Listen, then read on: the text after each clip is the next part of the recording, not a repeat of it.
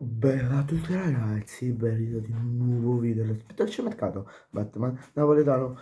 Come state? Spero tutto bene. In questo video andremo a reagire alla partita che è appena finita, è finita prima,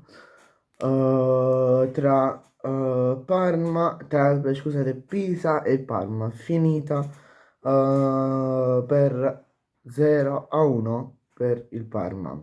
Parma, se mi vedete che guardo quasi spesso di qua, perché tengo diciamo tutto il riassunto della partita preso da diretta, perché nonostante l'abbia vista, un po' per ricordarmi qualcosa, lo tengo aggiornato, mi tengo aggiornato su diretta. E il Parma che segna dare calcio di rigore 1-0 al quarantesimo, sì è il quarantesimo, con scusate un attimo, come si chiama? Benedixac, non so c'è chi se mai sono tutto, mai sono tutto una storia della vita mia, sinceramente. E secondo voi era rigore?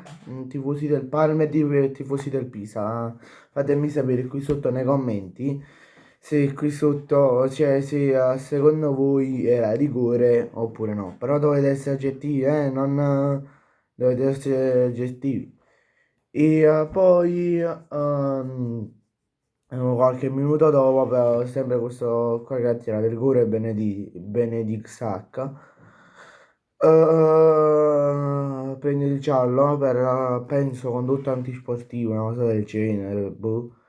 Poi, tra virgolette, è stata una partita equilibrata ehm, tra le due squadre. Tra l'altro, il Pisa, il Cagliari e il Parma, che posti di classifica sono allora. Pisa è 18esimo, e a Parma è quindicesimo, ok.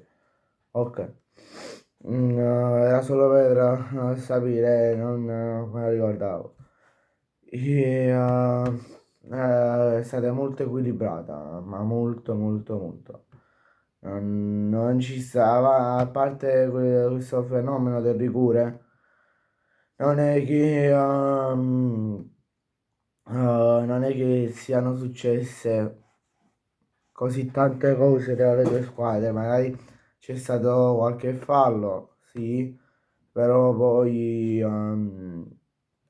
niente di, niente di importante. Bene ragazzi, grazie a tutti per la visione, ci vediamo in un prossimo video, mi raccomando iscrivetevi al canale e lasciate un bel like, ciao!